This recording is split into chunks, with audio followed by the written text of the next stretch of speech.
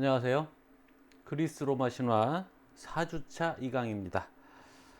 오늘 첫 수업을 하고 왔는데 이제 여러분들을 상상하며 온라인 강의도 할 수 있을 것 같습니다. 자, 우리 지난 시간에는 여는 이야기까지 했죠. 어디 맞나요? 그렇죠. 아낙시만드로스의 과학적 혁명 얘기하고 이제 계속해서 신화 이야기를 이어갑니다. 우라노스의 자손들을 좀 살펴봅시다. 우라노스에서 크로노스로, 크로노스에서 제우스로 이렇게 이어지는 왕위의 계승 얘기. 이게 신화에 많이 나오는 겁니다. 그래서 이것도 하나의 장르로서 계승 신화라고 합니다. 우리 같은 경우에는 이제 단군 왕검도 보면 환인, 환웅 있고 그다음에 단군 이렇게 가잖아요. 그래서 이렇게 여러 나라의 신화에 왕들이 계승되는 이게 작게는 족장일 것이고 큰 국가에서는 부족 국가에서 이제 왕일 것이고 이런 것들이 고대인들에게 중요한 것이었기 때문에 이런 이제 계승 신화가 있었을 거라고 생각합니다. 잠깐만요. 저 좀 너무 밟은데.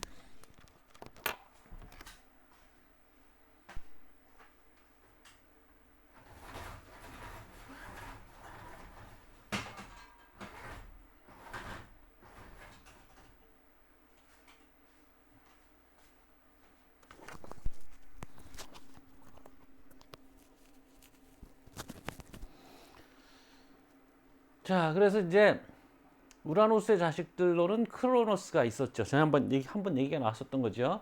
크로노스가 있었고 크로노스가 그 같은 자식, 그러니까 형제자매인데 레아와 결합하죠. 이제 근친상간이 굉장히 많이 나옵니다. 신화에. 아마 이제 뭐라 해야 되나? 신화라는 건 원초적인 상태를 얘기하는 거잖아요. 그래서 우리가 쉽게 그 성경에도 봐도 아담하고 이브밖에 없잖아요. 한 쌍의 부부밖에 없고 더구나 이브는 아담의 갈비뼈로 만들어졌어요. 그러니까 마치 그 카오스가 분화해서 가이아가 나오고 가이아가 다시 우라노스를 분화해서 낳고 이런 것 같은 거죠. 그리고 또 둘이 결합해서 다른 자식들을 낳고 그러니까 아담과 이브의 자식들은 다 근친혼인 거예요. 그런 식으로 따지면 그렇죠? 그러니까 이제 그 최초의 상태들을 얘기하기 때문에 그걸 꼭 너무 인간적으로만 생각할 필요는 없고 또 한편에서는 근친혼이라는 것이 인류 역사상 상당히 많이 존재했던 것이고 현재도 있고 그런 것도 생각해 보셔야 되고 아무튼 그래서 크로노스와 레아 사실은 제우스도 헤라와 결합을 하는데 사실 이 재밌게 생각하는 사람들은 레아와 헤라가 스페링이 비슷하다는 거예요. 그래서 그리스어로 쓰면은 로우라는 거하고 엡실론 알파 이렇게 되는데 헤라는 엡실론 로우 알파 그러니까 그리스어로도 똑같아요. 영어로 표기한 것도 똑같고 레아 헤라 그러니까 그것도 재밌죠. 며느리인데 며느리 겸 딸이죠. 레아로 어떻게 따지면 그래서 크로노스 레아가 결합해서 제우스니 포세이돈이니 하데스 헤라 데메테르 헤스티아 헤스티아까지는 헤스티아 나중에 따로 여기 나오죠. 헤스티아는 우리에게 이렇게 익숙한 신은 아니에요. 우리가 익숙한 그리스 로마식 신화 이야기에 잘 안 나오기 때문이고, 그러니까 배경에 깔려 있는 신인데 제의 우리가 이제 신화에서 또 중요한 부분 중에 하나가 제사를 지내는 거죠. 제사를 지내는 것과 신화는 밀접하게 관계가 있습니다. 그래서 신화학자들은 제의가 먼저 있느냐 신화가 먼저 있느냐 제의 때문에 신화가 생겨난 거냐 신화 때문에 제의가 생겨난 거냐 이런 식의 논쟁들도 하고 있고 학파도 있고 제의학파 이런 것도 있고 그렇습니다. 그래서 헤스티아는 원래 그 화덕 아궁이 이런 거거든요. 우리도 보면 이제 그 조왕신이라고 해서 부뚜막신이 있어요. 그만큼 이게 고대인들에게 불은 되게 중요한 거거든요. 요즘처럼 무슨 가스불이 있고 그런 게 아니고 라이터도 없고 그러니까 그 무슨 정글의 모험인가요? 그런 텔레비전 프로그램 보면 오지 가서 모험하는 거 보면 막 그 나무를 비벼서 불을 내잖아요. 전에도 불 얘기를 좀 했습니다만 그 막 비비는 그 노동이 필요하단 말이에요. 그래서 처음에는 그 불이 얻어지는 어려운 과정 뭐 처음에는 이제 자연적으로 붙은 불에서 가져왔겠죠. 벼락이나 뭐 이런 데서. 그러다가 전에 얘기한 것처럼 나무가 비벼지고, 그러니까 사람들이 성교하는 것에서 어떤 뜨거움을 연상했다는 그런 학자도 있습니다만, 그렇게 해서 불이 어렵게 얻어졌던 것이고, 그것이 이제 어렵게 얻어진 것이기 때문에 일종의 상징이 돼서, 그러니까 그 가문의 어떤 융성 뭐 이런 것들을 상징하게 돼서, 그 우리 조선조 며느리들도 그 아궁이에 불씨를 꺼트리지 않는 것이 굉장히 중요한, 불씨를 꺼트리면 큰 야단을 맞는, 뭐 그때만 해도 이제 뭐 부싯돌 같은 게 있어서 불을 다 식히는 게 크게 어렵지 않았지만, 그게 이제 상징이 돼서 아궁이에 불씨를 꺼트리지 않는 게 되게 중요한 것이었던 것처럼, 헤스티아도 가정의 상징이고 화덕, 그러니까 가정의 상징이고, 국가가 일종의 거대한 가정이라면, 그 헤스티아의 재단이 국가에서 관리하는 재단들이 있어요. 그러니까 국가도 하나의 가정이 되는 거죠. 헤스티아를 통해서. 그래서 국가와 가정을 상징하는 것이라서 제의에서는 굉장히 중요했던 것이고, 이 헤스티아가 로마로 가면 베스타 여신이 됩니다. 근데 이제 로마에서도 생겼지만 인관화, 개성화는 잘 안 되어서, 그래서 이제 공식적으로 보면 아테네 아고라, 아고라가 이제 그 고대 그리스의 폴리스들마다 아고라라는 것이 있는데, 시장의 기능이 있고 물건 파는 사람들이 모여 있고, 그리고 또 광장의 기능이 있고, 그래서 뭐 사람들이 연설을 하거나 정치 토론을 하거나 뭐 이렇게 남자들이 모여서 이렇게 뭐 사교하고 뭐 이러는 장소가 이제 아고라라는 곳입니다. 그래서 그 아고라에 어떤 공적 건물들도 있고, 그래서 재단이 있는가 여부를 해서 공식적으로는 중요한 신인 거죠. 재단이 있다는 소리죠. 그렇지만 신화적으로는 뭐 스토리가 별로 없는 듯한 존재. 이게 이제 화덕의 신 헤스티아입니다. 그래서 로마 같은 경우는 베스타 여신을 굉장히 잘 극진히 섬기고, 베스타 여신을 모시는 여사제는 결혼을 하지 못하게 돼 있고, 뭐 이런 식으로 돼 있어요. 근데 이제 인간화, 공식 그 개성화가 좀 덜 돼 있었기 때문에 무슨 이제 조형물들을 세울 때는 마땅히 헤스티아를 상징할 만한 게 없는 거죠. 그래서 디오니소스를 대신 넣기도 합니다. 12신을 맞추는데 디오니소스가 가장 나중에 합류한 신이잖아요. 그래서 디오니소스를 헤스티아 대신에 이런 이제 조형물들, 이렇게 뒤에 보시는 그림처럼 여기다 이제 번호들이 다 있어서 신들의 이름들을 쭉쭉 하고는 놓여 있는데, 이게 파르테논에 있는 프리즈 네 번째 겁니다. 그래서 저 뒤에서부터 헤르메스, 디오니소스, 데메테르, 아레스 뭐 이렇게 된대요. 우리는 잘 모르겠죠. 이 스타일을 봐서는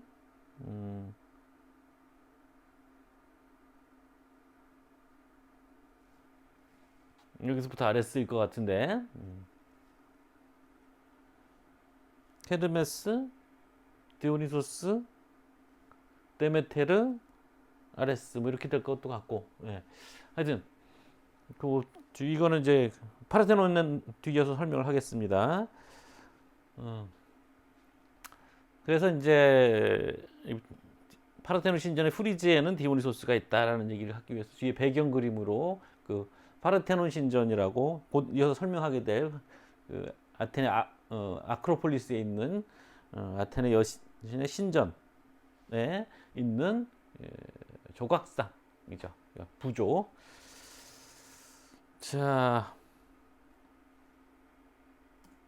여기 보시면 이거는 이제 드물게 있는 헤스티아의 상입니다. 그래서 처음에 이 상을 발견해서 가지고 있었던 사람의 이름을 따서 헤스티아 기우스티니아이 이렇게 불러요.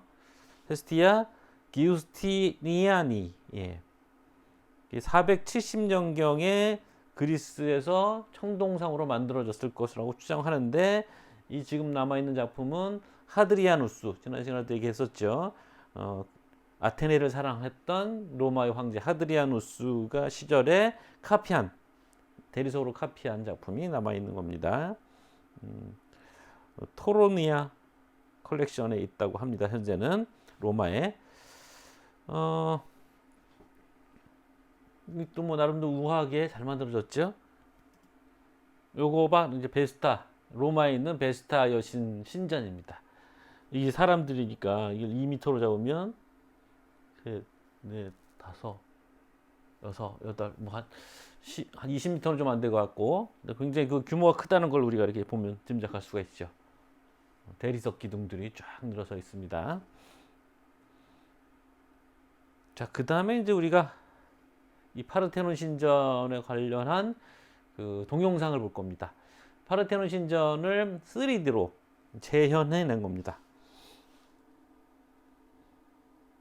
그래서 이 파르테논 신전은 아테네 아크로폴리스에 있어요. 근데 아테네 아크로폴리스라는 거는 원래 이제 그 그리스를 구성하고 있는 그 폴리스들마다 나라들이죠. 폴리스들마다 처음에 정착해서 살았던 곳은 외적의 침입으로부터 방어하기 좀 좋게 솟아 있는 언덕 같은데 처음에 모여 살았던 겁니다. 그래서 이제 그러다가 인구가 점점 늘어나니까 거기서 살기는 좁으니까 언덕 밑으로 내려오는 거죠.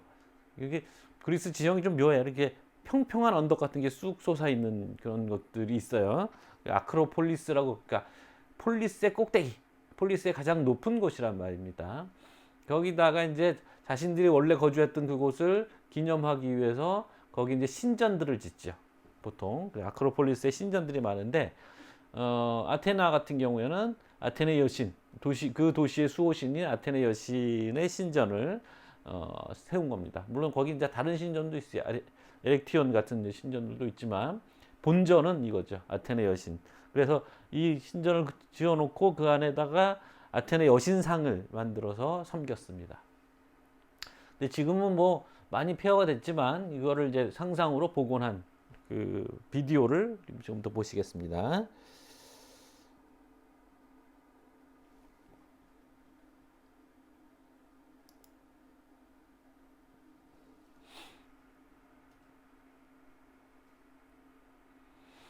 그 파르테논은 처녀라는 이름입니다. 그래서 아테네 여신이 처녀 여신이기 때문에 파르테논이라는 말 신전 이름을 붙인 거죠.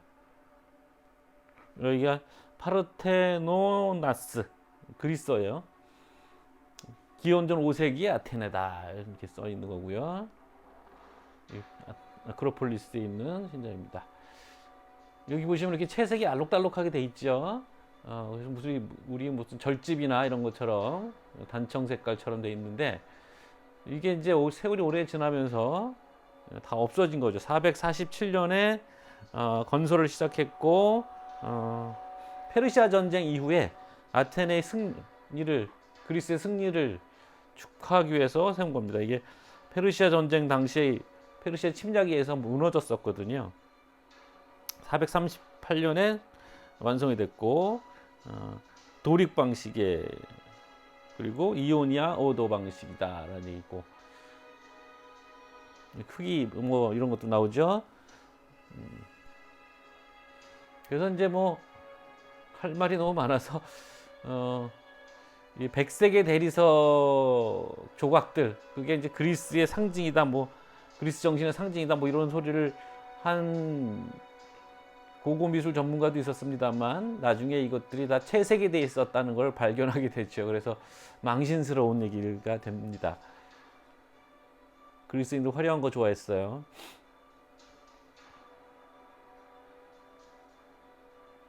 그래서 여기 보시면 이게 이제 페디먼트라고, 아에토마, 그리스어는 아에토마, 페디먼트라고 하는 박공이죠. 우리 뭐 기와집 같은 데도 이런 부분들이 늘 생기잖아요.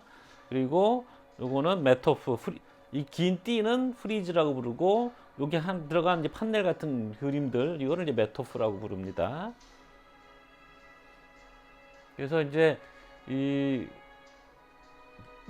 신전의 박공이 앞뒤로 있잖아. 페디먼트가 한쪽은 아테네 여신의 탄생 설화. 나중에 아테네 여신 할 때 하겠습니다만 아테네 여신이 제우스의 머리에서 태어나잖아요. 그 장면을 그렸고 반대편 쪽에는 아테네 여신과 포세이돈이 아테네 시를 차지하기 위해서 경쟁을 하거든요. 그 경합의 장면을 집어넣습니다. 그리고 이 동서남북면에 있는 이 네 개의 프리즈에는 그 그리스 역사에서 중요한 신화적인 전쟁들을 그려놨어요. 그래서 뭐 동쪽에는 아마존 여전사들과의 싸움을 담았고, 서쪽에는 기간토마키아, 그 거인족과의 싸움을 담았고요. 여기 이제 지금 제우스로부터 태어난 아테네 여신의 모습을 그린 거고, 여기는 포세이돈은 말의 상징 포세이돈과 아테네의 대결 장면을 여기다 담았죠. 서쪽 면, 아까는 동쪽 면. 그리고 신전 내실이 있는데 이 내실에도 프리즈가 들어가 있습니다. 그래서 이 내실에 있는 프리즈에는 설들이 좀 분분한데 판 아테나이아 축제라고 있어요. 아테네 여신을 기리는 축제가 있는데 그 행렬을 그렸다라는, 조각했다라는 설이 하나 있고, 좀 더 최근의 설에는 그 아테네의 전설적인 왕이 아테네가 전쟁을 당해서 존망지추의 위기에 있었을 때 자기의 딸을 바쳐서 그 위기로 벗어났다는 신화가 있는데, 그 자기 딸을 왕녀를 제물로 바치는 행렬을 그렸다라는 얘기고요. 여기 바로 이제 아테네 여신상입니다. 아테네 여신상의 손 위에 있는 것이 니케 여신, 승리의 여신, 나이키 하시죠, 나이키. 니케 여신이고, 저게 뭐 상하에 금으로 돼 있어서 어마어마하게 휘황찬란하고 값진 거 있죠. 나중에 이제 약탈을 당했던 것 같고요. 다만 이제 이때도 아테네 사람들도 그렇고 다른 도시 국가로부터도 이 방문객들, 관광객들이 많이 있어서 아테네 이 아고라 앞에 상인들이 아테네 여신상의 모조품, 조그맣게 만든 거, 그거를 팔았다고 그래요. 그래서 이제 그 형태가 전해지는 거죠. 이 조각은 페이디아스라고 하는 아테네의 위대한 조각가가 조각을 했다고 하고, 이 건물 건축은 또 다른 대목수가 맡았고, 이거를 주도적으로 건립한 사람은 아테네의 위대한 정치가 18년 동안 통치했던 페리클레스입니다.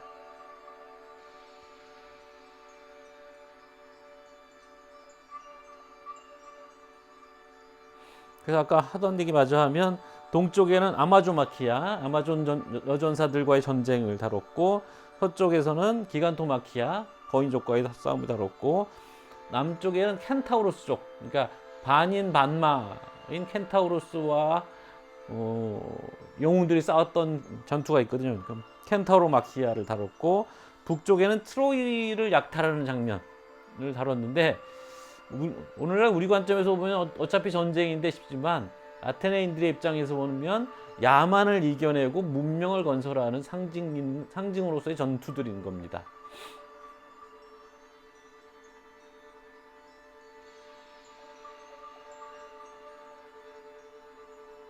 그래서 여기 기둥도 보면 살짝 가운데가 이렇게 튀어나와 있잖아요. 현재 모습이요.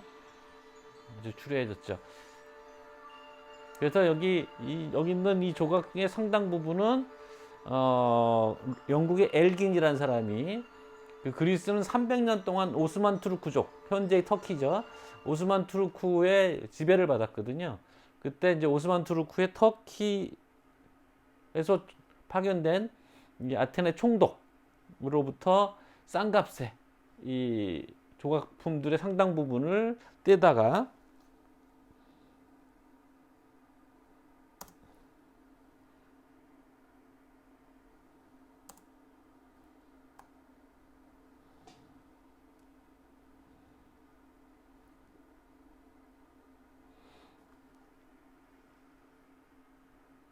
가져갔습니다. 엘긴이.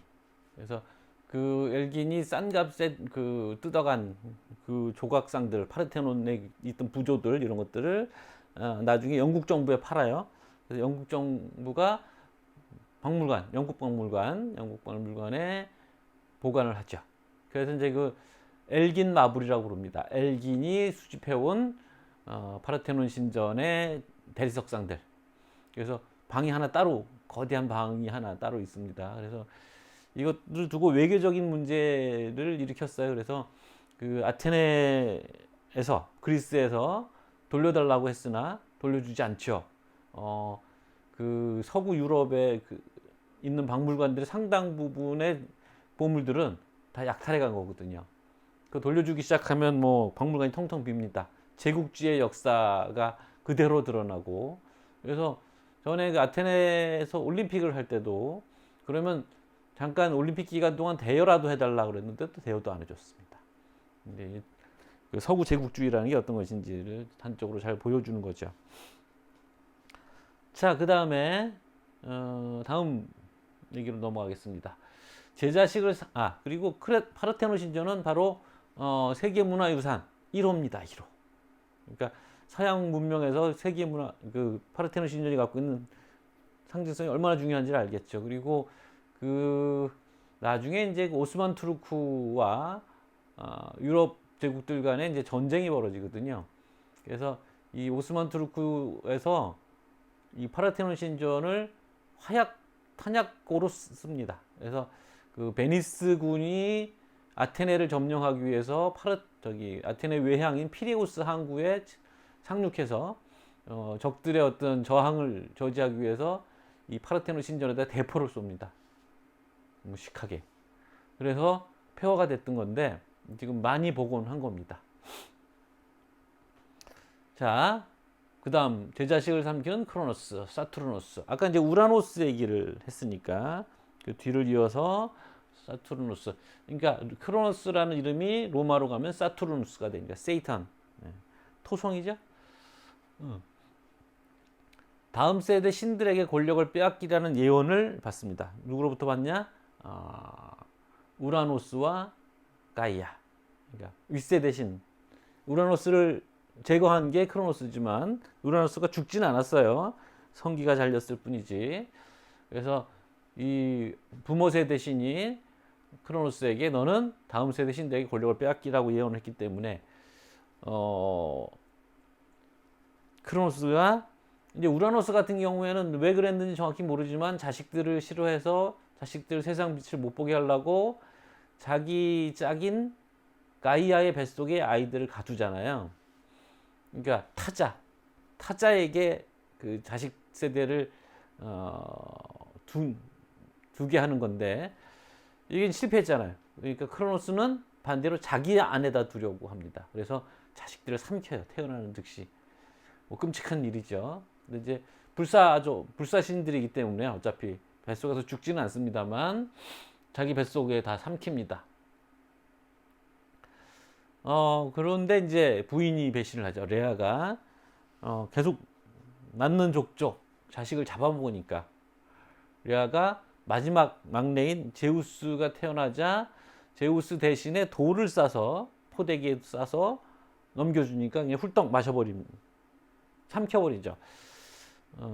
그래서 이제 그래놓고는 제우스를 빼돌려서 크레테에 있는 동굴에서 키웠다. 그래서 이제 그 아말테이아라고 하는 염소가 젖을 공급해서 거기서 이제 제우스가 근데 뭐 신이기 때문에 그리고 또 제우스는 어떤 의미에서는 생물의 신의 측면이 있어서 금방 자랍니다. 1년 동안에 풀은 다 자라잖아요. 그래서 얼른 커서 자기 형제들을 구해냈다는 얘기인데 헤시오도스의 버전에서는 아이가이온산에다가 이제 빼돌렸다는 건데 후대에 가면은 이 산을 이제 크레테에 있는 동부 쪽에 딕테산이거나 또는 중부에 있는 이데산이라고 보고 있습니다. 나는 이제 딕테산에 있는 동굴을 가봤어요. 제우스가 길러졌다는 동굴입니다. 그래서 이제 제우스가 자라서 그 크로노스의 자식들을 토하게 하는데 이때 뭐 이게 토하게 하는 약을 누가 여신이 줬다. 뭐 테미스 여신이 줬다. 뭐 이런 얘기도 있고. 그래서 이제 그때 제우스 대신 삼켜진 돌도 튀어나온 거죠. 그래서 제우스가 그걸 기념해서 이 돌을 세계의 배꼽이라고 불리는 델포이에다 갖다 둡니다. 온팔로스, 배꼽이란 말이에요. 온팔로스. 이게 어떻게 된 거냐면 제우스가 같은 장소에서 독수리를 반대 방향으로 날립니다. 그러니까 이 독수리들이 반대 방향으로 갔다가 이게 지구가 둥글다는 생각이 깔려 있는 신호인데 반대 방향으로 갔다가 중간에서 만나요. 방대방으로 갔는데도 중간에서 만나는 지점이 바로 델포이. 그리스 신들의 신전들이 다수 모여 있는, 특히 이제 아폴론의 신전이 있는 이 델포이에서 만나서 그 자리가 바로 세계의 중간이다라고 해서 거기다 배꼽, 우리 몸의 중간에 배꼽이 있잖아요. 그 배꼽이라는 이름의 돌, 제우스 대신 삼켜진 돌, 그 옴팔로스 석을 갖다 놨다 이렇게 되어 있습니다. 그리고 이제 막내인 제우스가 신 중에 신이 된 이유가 바로 그거죠. 마지막으로 태어났지만 세상 빛을 본 건 처음이니까. 근데 이제 호메로스 같은 시인은, 호메로스라는 서사 시인은 굉장히 합리적인 시인이고, 사실은 이제 그리스의 정신에 그런 게 있는데 마술 이런 거 별로 안 좋아, 기괴한 것들 별로 안 좋아하는 측면이 있어요. 특히 서사 시인들은. 그래서 호메로스는 그냥 맞이라고만 얘기를 합니다. 무슨 애를 삼켰느니 뭐 이런 이제 끔찍한 얘기를 피하는 것 같죠? 그런데 이렇게 보면 바로 이렇게 삼키는 얘기들은 또 화가들이 그냥 지나가지 못하죠. 이거는 이제 고야라는 스페인 화가인데, 우리 이제 헤시오도스의 글에서는 그냥 삼켰다고 되어 있는데 화가들은 이렇게 뜯어먹는 그림을 그립니다. 근데 그러면 말이 안 되는 게, 이제 제우스도 뜯어먹었어야 되는데 그러면 이가 부러졌겠죠. 근데 그러지 않고 삼켰다는 게 맞는데, 그래야 이제 그 트릭이 성립이 되니까. 근데 이제 그 화가들의 상상력 속에는 그 장면을 극대화시키고 싶어서 이렇게 뜯어먹는 장면을 그립니다. 근데 이 고야의 그림에는 또 슬픈 얘기가 있어요. 이 고야, 스페인 화가 고야는 젊었을 때 좀 잘 놀았던 모양이에요. 그래서 사실은 그 성병에 걸려 있습니다. 매독. 근데 이 매독이 이게 자식들에게 영향을 주거든요. 태아에게. 그래서 고야의 자식들은 일찍 죽습니다. 그러니까 고야가 젊었을 때 방탕했던 자신 때문에 죽어가는 자식들을 보면서 마치 크로노스가 자기 자식들을 삼키는 것 같은 생각을 한 거죠. 그러니까 뭐 신화적으로는 뭐 크로노스의 고통, 뭐 심정 이런 게 드러나진 않습니다만, 고야가 자신의 심정을 크로노스에 투여한 거죠. 자신이 살기 위해서 자식들을 뜯어먹는, 뭐랄까, 괴물이 된 아버지죠. 이 고야는 그 자신의 심정을 이런 식으로 해서 자식들에 대한 참회, 후회 이런 것들을 이제 드러냈다고 하는 거죠. 자, 요게 동쪽에 있는 딕테산인데 거기 동굴이 그 종유석 동굴입니다. 그래서 이렇게 종유석들이 있는, 그래서 뭐 약간 은근히 그 뭐랄까요, 신비적이에요. 제우스라는 어떤 위대한 신이 자랐을 것 같은 그런 생각이 드는 그런 곳이고, 여기는 아마 중부의 딕테사 그 이디 산에 있는 그 동굴입니다. 앞에 건 딕테온에 있는 동굴이고, 이건 이디 산에 있는 동굴, 중부. 여기 이제 동굴 입구인가 봐요. 거대한 괴물이 입을 벌리고 있는 것 같은. 여기 레일이 달려 있는데 아마 저 레일이 관광용 레일이겠죠? 안 가봐서 이건 모르겠어요.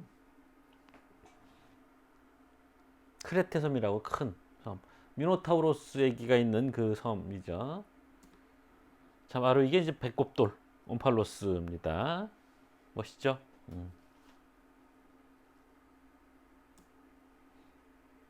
자, 그 다음에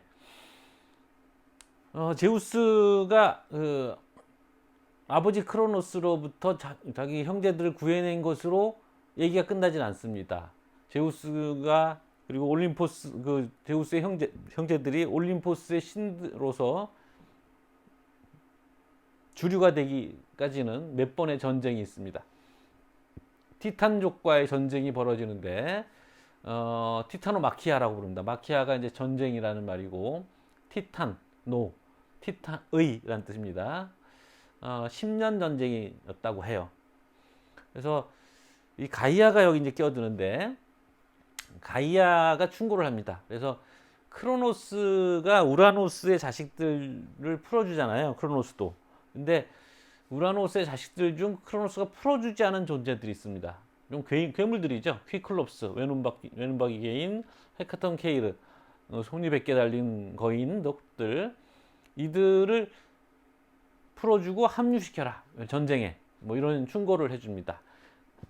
전에 얘기했지만 가이아는 그 속을 알 수 없는 여신이고 또 늘 세대 교체에 찬성하는 그런 여신입니다. 그러니까 음험하고 뭐 그런 게 있어요. 그래서 자기 자식 크로노스를 시켜서 우라노스를 거세했음에도 불구하고 다시 또 제우스 편에 쓰는 거죠. 그래서 키클롭스는 전에 얘기한 것처럼 제우스의 천둥 번개 벼락을 만들어 줍니다. 이렇게 해서 이제 이들의 도움으로 전쟁 승리를 하는데,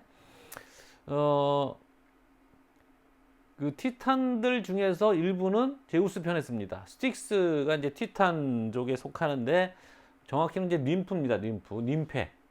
요정이라고도 하지만 ним프 또는 님페.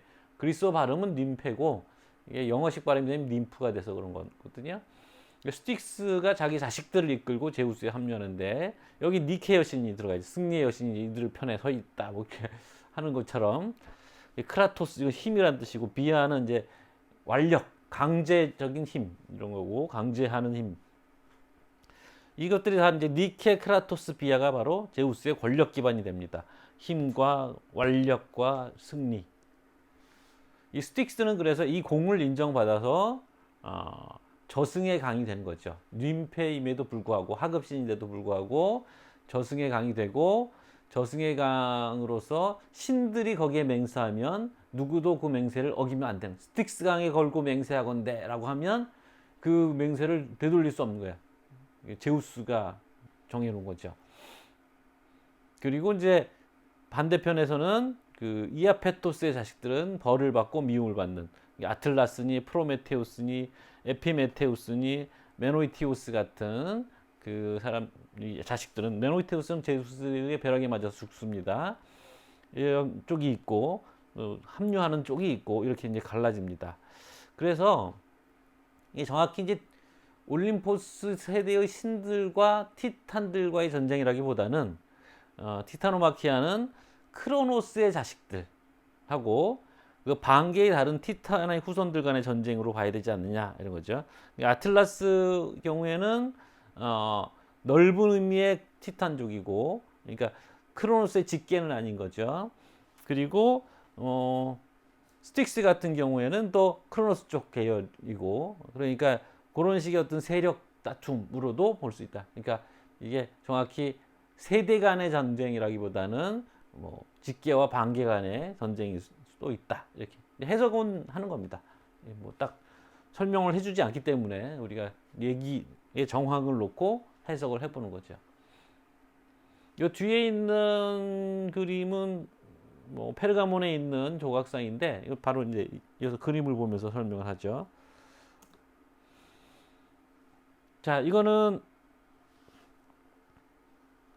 요하임 부테바엘, 덴마크 사람이니까 그래서 부테바엘이라는 사람의, 이 사람은 1566년에서 1638년 살았던 사람이고 제목은 신들과 티탄의 전쟁이라고 되어 있는 1600년 작품입니다. 여기에 올림포스 신들은 저 위로가 있고 티탄족들은 밑에가 있죠. 이게 아무래도 티탄은 가이아의 자손이기 때문에 그래서 이제 땅의 자식들이라고 보고 밑에 위치가 되어 있는 거죠. 남자들의 엉덩이가 아주 뭐 팽팽하게 잘 그려져 있죠. 이거는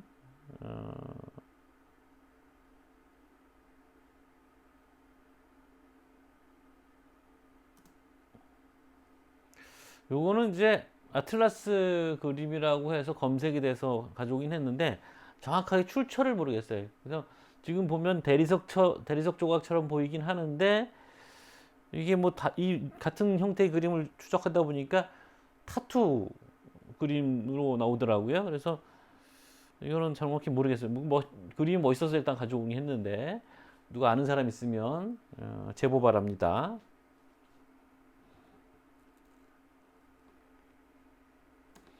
자, 이 티타노마키아 10년간의 전쟁에서 끝났지만 바로 거기서 끝나지 않습니다. 티폰이라는 괴물과의 전쟁이 나옵니다. 전에 얘기했지만 이 가이아가 타르타로스랑 결합합니다. 또 알 수가 없는 여신이에요. 자기가 지지했던 제우스의 적수를 또 만들어냅니다. 타르타로스와 결합해서 만들어내는데 그 어깨가 하늘의 별에 닿을 정도의 어마어마한 거인이고 100개의 뱀머리가 달려있고 뭐 불이 번쩍하고 불을 토해낼 것 같은 정황도 있고 뭐 그런 겁니다. 이 트위폰 뒤에 그림이 나오죠. 근데 여기서는 이제 화병 그림 같은 경우에는 다리가 뱀 다리로 되어 있고 얼굴은 사람 얼굴이고 날개가 달렸죠. 뭐 이런 식으로 형상화되어 있습니다. 저 설명은 헤시오도스의 설명인 거고 100개의 뭐 뱀머리 뭐 이런 거는 티탄 전쟁 이후에 가이아가 타르타로스 결합해서 나온 것이고 그래서 벌써 이제 9세대가 됐다고 생각한 건지 제우스가 그래서 속을 알 수 없는 무서운 존재가 가이아입니다. 헤시오도스에서는 뭐 쉽게 물리친 것처럼 되어 있지만 다른 버전들을 보면 제우스가 처음에 티폰에게 상처를 입히고 이겼는 줄 알고 다가갔다가 티폰에게 제압당해서 온몸의 건 이게 이제 힘줄들 이게 다 끊깁니다. 너덜너덜해진 거죠. 힘을 쓸 수 없는 상태. 동굴에 갇혔는데 불사신이기 때문에 죽지는 않았겠죠. 헤르메스가 또 도둑의 신이거든요. 전령이 있기도 하지만 도둑질에 능한 신이라서 그 끊긴 건들을 훔쳐서 다시 붙여주고 그래서 튀폰을 이제 다시 제압하게 됐다. 그래서 아폴로도로스의 도서관 비블리오테카 그 강진 선생님이 다른 이름으로 번역을 했죠. 그 거기에 보면 아이트나 화산이라고 있어요. 그쪽이 시칠리 섬에 있는 활화산. 최근에도 한번 터진 적이 있어요. 21세기임에도 그 밑에다 이제 묻습니다. 그래서 이제 그 불이 타는 화산이 된 이유가 이제 튀폰이 밑에 있기 때문이다. 뭐 이런 이제 설명을 하는 거죠. 그래서 뭐 불카노스, 헤파이스토스의 대장간이 거기 있다는 설도 있고 뭐 여러 가지 설은 있습니다. 화산마다. 그러니까 신화는 한 사람의 창작이 아니기 때문에 이렇게 여러 버전이 겹치는 겁니다. 자, 그래서 또 한때는 튀폰이 워낙 기세등등하고 무서워서 그 올림포스의 신들이 짐승 모양을 하고 도망갔다. 뭐 이런 얘기가 있어요. 도망가면서 이제 자기 모습을 감춘 거죠. 제우스는 이제 순양 모습으로 바꿨다고 하는데 이 이집트에서는 순양의 제우스를 섬겼는데 이걸 암몬 제우스라고 부릅니다. 암몬 제우스. 근데 알렉산드로스가 이제 알렉산드로스 얘기 간단히 그 얘기를 합시다. 그리스의 시대를 우리가 이제 뭐 상고기, 고전기, 그다음에 헬레니즘기 뭐 이런 식으로 나눕니다. 그래서 상고기는 BC 6세기 이전의 시대를 얘기하는 거고요. 그러니까 보통 그리스의 역사 시대가 BC 8세기부터 시작하니까 호메로스, 헤시오도스 시대 그리고 나서 그때까지가 6세기까지가 상곡이라고 부르는 것이고 기원전 5세기부터 4세기 사이 한 100년 정도 이게 전에 얘기했던 것처럼 클래식의 시대 클라시쿠스라고 로마가 아니고 독일 사학자가 그 아테네 황금기 100년간을 가리키기 위해서 붙인 이름입니다. 클라시쿠스 고전기라고 부르는 거죠. 그게 있고 5세기부터 4세기 그 다음에 330년에 알렉산드로스가 원정을 나가서 대제국을 세우죠. 기원전 330년에. 그리고 10년 만에 죽습니다. 320년에 죽어요. 그 알렉산드로가 세워놓은 제국이 알렉산드로스가 죽자 알렉산드 휘하의 장군들끼리 서로 전쟁을 벌여서 제국이 갈라집니다. 그래서 마케도니아를 중심으로 한 제국과 그다음에 저쪽에 터키 쪽과 인도에 이르는 제국, 셀레쿠스인가 무슨 그런 제국이고 또 한쪽은 이집트주를 중심으로 하는 제국. 이렇게 이제 그게 프톨레마이오스 왕조 쪽이 그쪽은 그렇게 세 개로 헬레님 시대가 갈라집니다. 그 밑에 또 자잘한 나라 또 있겠죠. 그 시대가 바로 헬레니즘 시대입니다. 그래서 이 거대한 세 개의 나라들이 합쳐져 있었던 그 시대, 합친 게 아니라 하여튼 병립하고 있었던 그 시대. 그게 이제 기원전 320년부터 시작을 해서 300년간 지속이 돼서 로마가 지중해 패권을 잡기 시작하는 AD 30년. 그게 이제 그 이집트의 프톨레마이오스 왕조의 마지막 왕이 그 유명한 클레오파트라 여왕이거든요. 클레오파트라 여왕이 안토니우스라고 하는 시저 카이사르의 후계자였던 안토니우스와 야합을 하는데 애인이 된 거죠. 원래 시저의 애인이었어요. 카이사르의 애인이었는데 클레오파트라가 둘이 편을 먹고 그 카이사르의 뭐랄까요 양자였던 옥타비아누스 쪽과 전쟁을 벌입니다. 그 이집트 앞에 있는 앞바다에서 그 악티움 해전에서 그때 승리를 거두면서 로마가 지중해 패권을 장악하거든요. 그게 공식적으로 공식화된 거죠. 그때 이미 이제 그리스는 로마의 속주가 됐어요. 뭐 그렇긴 하지만 그때부터 공식화된 거죠.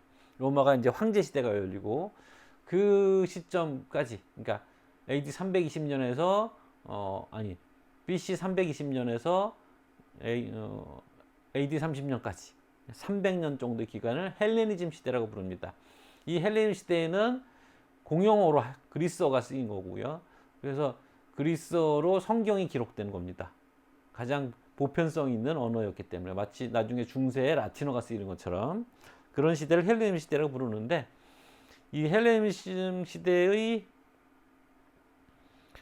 문을 연 게 알렉산드로스인 거죠. 그래서 알렉산드로스가 그 이집트의 제우스 숭배로부터 자신이 이제 제우스의 아들이라는 신탁을 받았다 그러면서, 암몬 제우스의 아들이라는 신탁을 받았다 그러면서 그 자기의 동전, 왜 권력자들이 자기 모습을 그 동전 세기 좋아하죠. 그 주화에다가 뿔 돋은 자신의 모습을 만들어 놓습니다. 이게 순양의 뿔인 거죠. 그리고 이제 나중에 보면 미켈란젤로가 모세 조각상을 하는데 그 모세 조각상에도 모세의 머리에 뿔이 달려 있습니다. 이게 이제 암몬 제우스의 영향을 알렉산드로스를 통해서 저기 오타가 있군요. 그게 도상학이라고 부릅니다. 그림의 어떤 상징들, 그런 것들의 전통 분석하는 방식, 도상학이라고 부르는데 그림 모양에 대한 학문이란 뜻이죠. 그 도상학적 영향이 남아 있습니다. 그 다음에 제우스에게 또 다른 버전, 이런 거에 오늘 내가 여러분들 수업에 가서 설명했던 것처럼 다른 버전, 티몬이 아이티나 화단에 갇혔다는 버전도 있지만 제우스에 제압되고 티몬이 여러 바람을 제공하는 존재가 됐다라는 또 버전도 있는 겁니다. 그래서 태풍을 로마자로 타이푼이라고, 티폰에서 온 말이라는 거예요. 이게 타이푼이 된 것에 대한 여러 가지 설이 있는데 그 중에 가장 유력한 설이 타이푼이라고 하는 겁니다. 근데 이번에 나도 준비하면서 알았는데 태풍을 태자를 이렇게 쓰더라고요. 그래서 태풍이란 말이 태풍 태자랍니다. 저게 클 태자가 아니었어요. 나는 당연히 태풍의 태자는 클 태자인 줄 알았는데 그렇지 않았던 것이죠. 자, 여기 뒤에 이제 화병에 나온 타이푼, 티폰을 그린 거고요. 저쪽에 제우스라고 써 있고, 이게 바로 이제 암몬 제우스, 양의 뿔을 하고 있는, 양이 뿔이 이렇게 굽어져 있잖아요. 양의 뿔을 하고 있는 제우스.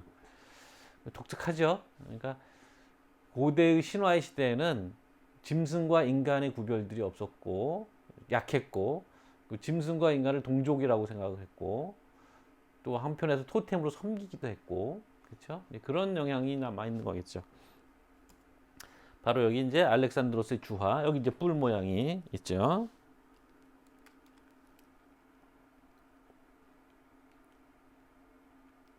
여기 뿔 모양이 있죠.